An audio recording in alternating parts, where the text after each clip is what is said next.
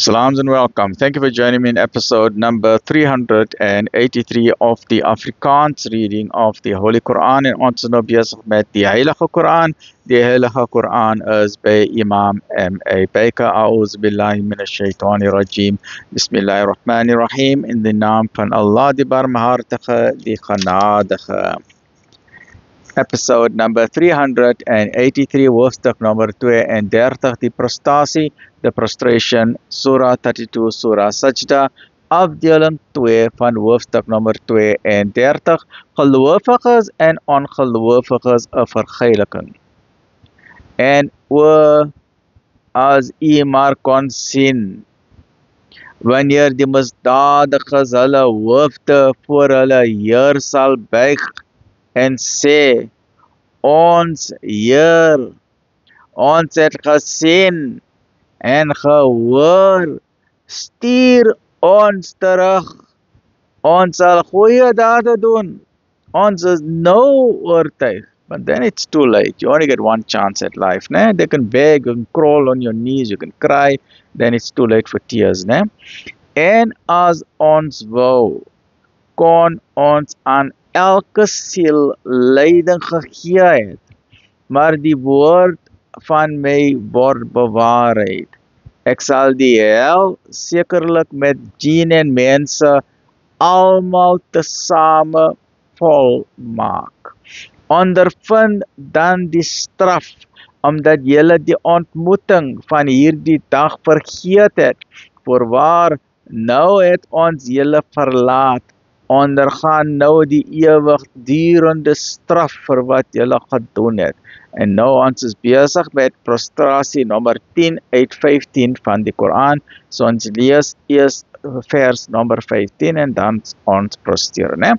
Slegs hulle glo in ons tekens wat, wanneer hulle daaraan herinner word, hulle prostreer en hulle Heer verheerlik met die lof wat hom toekom. Hulle is nie hoogmoedig nie. So let's prostrate there. Allahu Akbar. Subhana Rabbiyal A'la. Subhana Rabbiyal A'la. Subhana Rabbiyal A'la. Alhamdulillah. Allahu Akbar. En hulle verlaat hul beddens en hulle Heer in vrees en hoop aan te roep.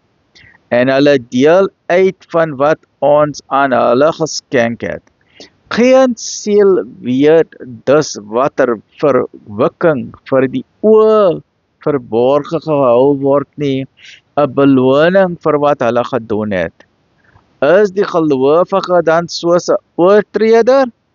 Hulle is sekerlik tog nie gelyk nie.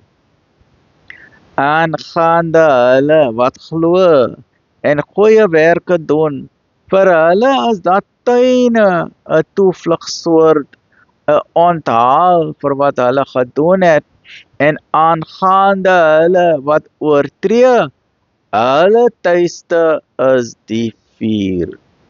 Telkens wanneer hulle daaruit wil kom, sal hulle weer daarin teruggedryf word, en daar sal aan hulle gesê word, proe die straf van die vuur wat julle verloon het. And you know, Malik alayhi salam, at the gate of hell, you can't bribe him. He doesn't smile. You can't give him money. You can't bribe him. You can't say less and everything. Malik alayhi salam, you can't bribe him. Ne? En ons sal hulle inderdaad die ligte straf laat ondergaan, voordat die groot straf kom, sodat hulle al nog kan bekeer. En wie is onregverdiger as hy, wat deur die tekens van sy Heer vermaan word, maar hom tog daarvan wegdraai? Waarlik, ons sal die misdadigers vir hul dade vergeld. Lekker bly mense, join me in the next episode. Alhamdulillah.